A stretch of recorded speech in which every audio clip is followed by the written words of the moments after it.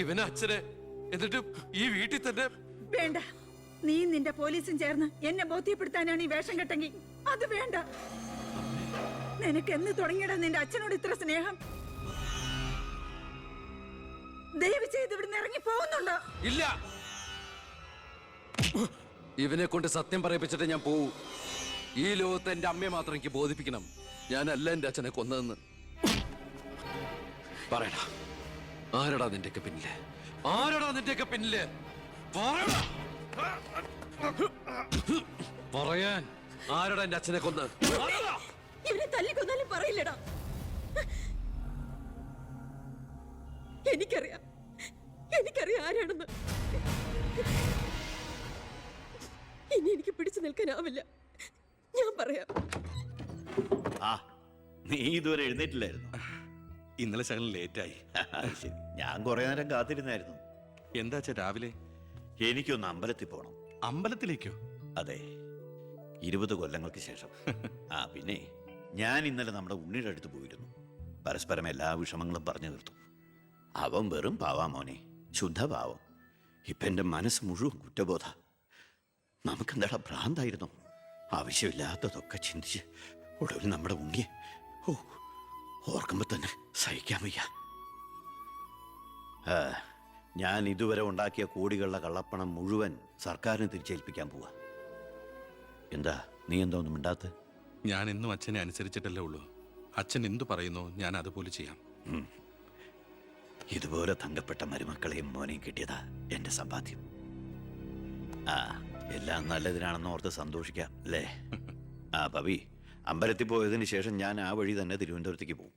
അവിടെ ഒരു പത്രസമ്മേളനം അറേഞ്ച് ചെയ്തിട്ടുണ്ട്. ജനങ്ങളുടെ മുമ്പിൽ ഞാൻ എന്ന അഴിമതിക്കാരൻ്റെ കുറ്റസമ്മതം. എനിക്കിപ്പോൾ വേണ്ടത് മനസമാധാനമാണ്. മനസമാധാനം മാത്രം.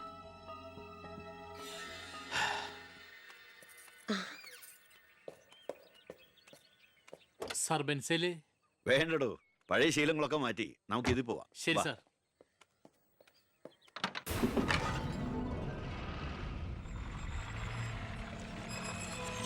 White ambassador KL188888 X minister Balagangadhara Menon. 8 മണിക്ക് മുമ്പേ കാർ നാഷണൽ ഹൈവേ വഴി വരും. കൊലപാതകമാണെന്ന് ഒരിക്കലും സംശയിക്കാത്ത വിധത്തിൽ കാര്യങ്ങൾ തീർക്കണം. ഓക്കെ?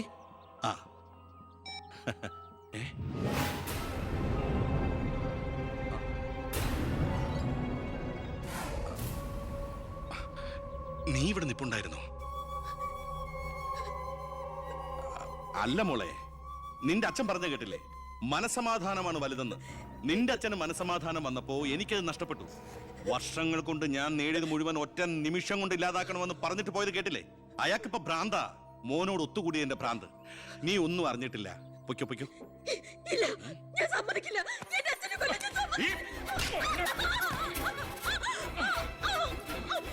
ശബ്ദിച്ചു പോരുത്, കൊന്നുകളയും ഞാൻ.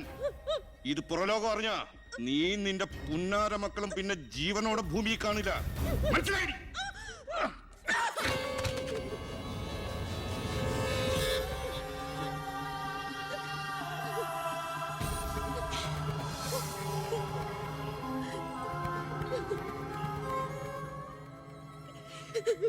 അയാള് ദുഷ്ടനാ. പണത്തിന് വേണ്ടി എന്തും ചെയ്യാൻ മടിയില്ലാത്തവൻ. ഞാനിത് പറഞ്ഞാൽ എന്നെ കുട്ടികളെ അയാള് കൊല്ലും. പറഞ്ഞില്ലെങ്കിൽ ഈ ജന്മം എന്റെ അച്ഛന്റെ ആത്മാവിനോട് പൊറുക്കില്ലടാ. മോനെ ഉണ്ണി, എന്നോട് പൊറുക്കടാ.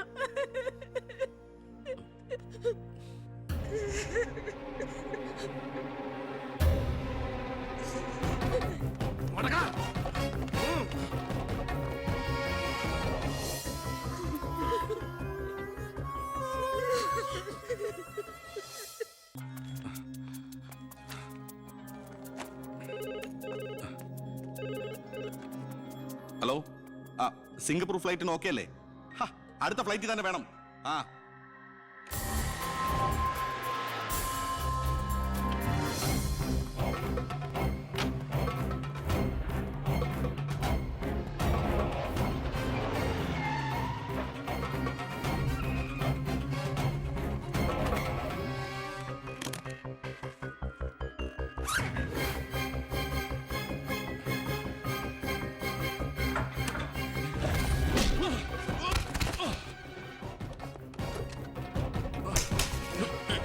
എന്ത് തെറ്റാ എന്റെ അച്ഛൻ നിന്നോട് ചെയ്തേ?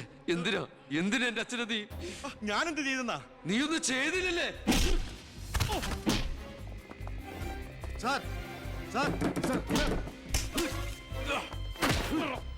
ആഹാ, അപ്പൊ ഏതാണ്ടൊക്കെ അറിഞ്ഞു അല്ലേ? പക്ഷെ ആ കൊലയ്ക്ക് പിന്നെ ഞാനാണെന്ന് നിനക്കൊരു കോടതിയിലും തെളിയിക്കാൻ കഴിയില്ല. അത്രയ്ക്ക് പ്ലാൻഡ് ആയിരുന്നടാ മർഡർ. ഇനി നീയാണ് എനിക്ക് പ്രശ്നമെങ്കിൽ കൊല്ലും ഞാൻ. എന്നിട്ട് കാശെറിഞ്ഞൊരു ബിനാമിയെ കൊലയാളിയാക്കി നിയമത്തിന് മുമ്പിൽ ഇട്ടുകൊടുക്കും. വെറുതെ എന്റെ യാത്ര മുടക്കരുത്.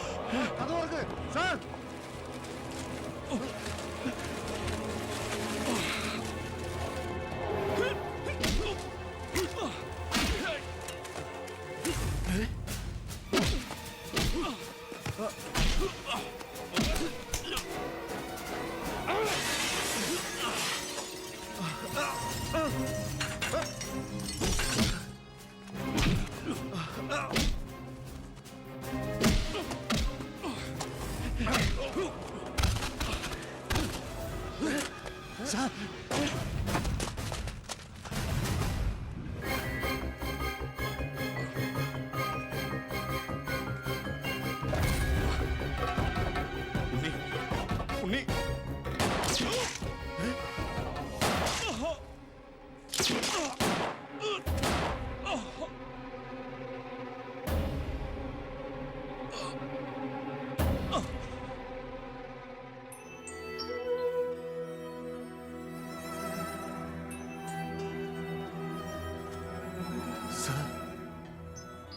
ഞാനിത് ചെയ്തില്ലെങ്കിൽ അച്ഛൻ്റെ ആത്മാവിന് ശാന്തി കിട്ടില്ല. എന്ത് ശിക്ഷ ഏറ്റുവാങ്ങാനും എനിക്ക് സന്തോഷമേ ഉള്ളൂ. നോ സർ, സാർ ശിക്ഷ ഏറ്റുവാങ്ങി ജയിലിൽ കിടക്കേണ്ട ആളല്ല. നിങ്ങളെപ്പോലൊരു മന്ത്രിയെ ഈ നാടിന് ആവശ്യമാണ്. ജനങ്ങൾ അത്രമാത്രം പ്രതീക്ഷ സാറിന് അർപ്പിച്ചിരിക്കുന്നത്. ഒരുപാട് നന്മകൾക്ക് വേണ്ടി ഇത് നമുക്ക് മറക്കാം സാർ. അതെ സാർ. ഹോം മിനിസ്റ്ററെ പ്രതി കരുതിക്കൂട്ടി വിളിച്ചു വരുത്തി അറ്റാക്ക് ചെയ്തു. ആസ് എ സെക്യൂരിറ്റി ഓഫീസർ എനിക്ക് അയാളെ കൊല്ലേണ്ടി വന്നു. CRPC 130, 131 FIR closed.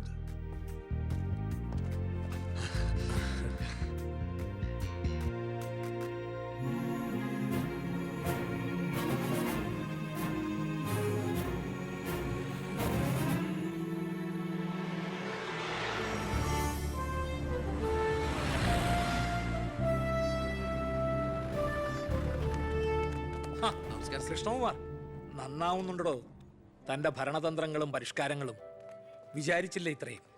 ഞാൻ ഭരിച്ചിരുന്ന മന്ത്രിസഭയില് തന്നെ പോലൊരു ചങ്കുറപ്പുള്ള മന്ത്രി ഉണ്ടായിരുന്നെങ്കിൽ ഞാൻ കാണിച്ചു കൊടുത്തേനെ ഈ കേരളം റിയൽ ഗാഡ്സ് ഓൺ കൺട്രിയാണെന്ന്. പക്ഷെ ഇവിടെ ഡെവിൾസ് ഓൺ പീപ്പിളാണ് സാർ കൂടുതൽ. ഒക്കെ ശരിയാവും, ശരിയാക്കണം. കുറച്ചു സമയവും ഒരുപാട് കാര്യങ്ങളും മെനക്കെടുത്തുന്നില്ല. നടക്കട്ടെ.